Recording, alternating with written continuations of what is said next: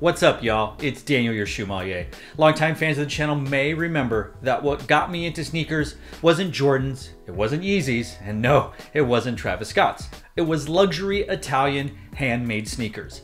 I was totally into Jimmy Choo's, into Prada's, into Ferragamo's, into Dolce & Gabbana, into a lot of brands that were really on the quote-unquote cutting edge of making sneakers for men. They were doing this long before there was this huge thirst for these types of shoes, long before the Balenciaga with the huge Big Mac sized insole, midsole, outsole. These were shoes that came out in the mid to late 2000s, so we really hadn't hit the whole sneaker culture is current culture is everything culture long before The Last Dance, but I was into shoes back then, and it was an expensive entry, well, re-entry back into sneaker culture, as I was totally into shoes in a different way in the mid to late 90s and early 2000s. We can blame Timberland for that. Not the rapper Timbaland, but the actual brand Timberland. It's a long story. I was a 90s kid.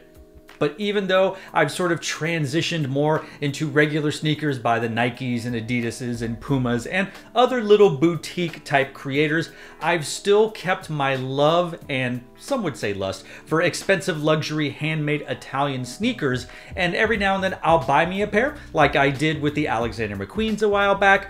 And sometimes, whether it's my wife or my daughter through my wife or someone else, I get a nice gift. And this time for Christmas, I got a brand new pair of Salvatore Ferragamo shoes. So today we're going to talk about, and it's crazy, it's a long name. It's the Salvatore Ferragamo Noe, that's how you pronounce it, Noe high top leather sneaker in white and blue marine.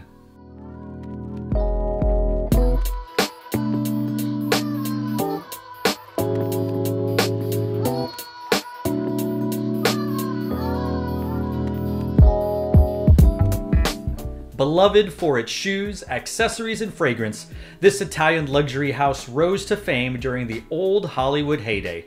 3 generations later, Salvatore Ferragamo is still revered for the beauty and quality of its handcrafted shoes, constructed using Ferragamo's signature and revolutionary lasts for unparalleled arch support and a superior fit. An embossed Gancini, or is it Gancini, motif at the tongue and a logo at the hook and loop strap instantly distinguish this high-top sneaker with blue suede accents. The word gancini, or gancini, in Italian is a small metal hook or clasp used to hang various objects. Shaped like a backwards horseshoe, the logo was first featured as the clasp of a handbag in 1969. Since then, it has appeared on handbags, belts, shoes, and even as a print on ties and scarves. The shoe has a lace-up style with an adjustable hook and loop strap with flat white laces. The upper is made of leather and textile lining and sits atop a white rubber outsole. You can see that the shoe really has only 4 colors on it. It has the white leather upper that makes up the base. It has that dark navy, perhaps marine blue that you find on the toe box area. Then you find a lighter, almost sky blue in suede on the back heel cup heel counter area, as well as lateral and medial stripes across the shoe. And then of course, in gray or silver, you have the Ferragamo signature and the aforementioned Gancini or Gancini on the tongue. The Salvatore Ferragamo Noe high top leather sneaker in white and blue marine retails for $695 US American dollars. However, this shoe can also be found for as little as $291.90 depending on your size. Now I know what you're thinking, this shoe definitely has its DNA in at least 3, if not 4, other shoes that may or may not have come before it. Obviously we have, well, the Converse All-Star, we have the Chuck Taylor. It's very reminiscent because, well, you can't really have high top shoes without starting at the front. But we also have, yep, the Jordan 1. And while I don't see as much of the Jordan 1 design in this Ferragamo shoe, we have to at least mention it that probably, more than likely, due to the success of how iconic this silhouette has been since 1985, it definitely probably had some influence on this shoe.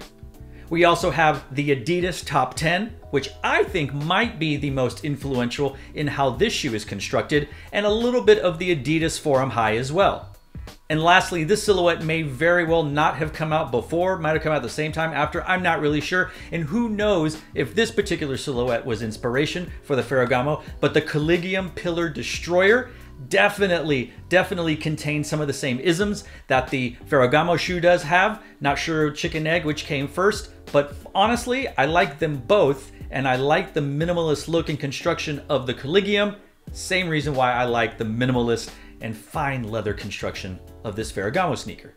Now, when it comes to fit, in regular old Joe Blow American sneakers, I'm a size 9, usually across the board. Ultra Boost, Air Force Ones, Jordan 1s, Pumas, New Balance, Asics, etc. I have said that my foot's closer to a 9.25, but that doesn't exist. So I get a 9. Sometimes it fits right, sometimes it doesn't, so I remove the insole. And other times I get a 9.5 in either wear thicker sock or it just fits perfectly. My foot is normal, not wide. I do like wiggle room in the toe box, and I don't like lockdown in the midfoot. But when it comes to Italian shoes, and this is dress shoes, tuxedo shoes, or Italian sneakers, my sizing's all over the place, but more often than not, I'm in what they refer to as a men's 8.5 American or a 41 in Italian sizing. Though sometimes I've also ordered and fit into a size 8, depending on the Italian sneaker maker, and other times I'm also a size 9, which is my true to size. But for this one, I'm an 8.5, and more often than not, I am an 8.5 when it comes to Italian sizing. So for this particular silhouette, if you are interested, I honestly feel comfortable in saying go down half a size. It will fit you, honestly, probably just a little bit looser, but if you like a looser fit, and maybe you have a wider fit, maybe only half a size works. Who knows, you could go down a full size, but I bet you would get a tighter fit. And these shoes really don't strike me as actual basketball playing shoes, so I'm not sure why you would really want that tight lockdown fit, but hey, you do you, wear your shoes however you want. I say go down half a size. If you want a tighter fit, go down a full size.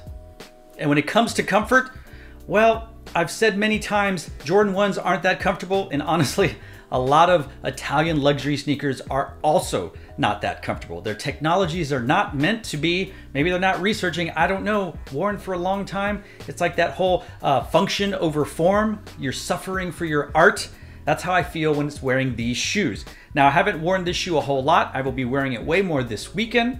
I will be wearing it way more this coming weekend, but I have to imagine it's going to leave my foot fatigued, much like almost every other luxury pair of sneakers I've ever worn. And I realize you're probably going, then why are you even wearing them? But as we know, sometimes you gotta suffer for art. You suffer for fashion.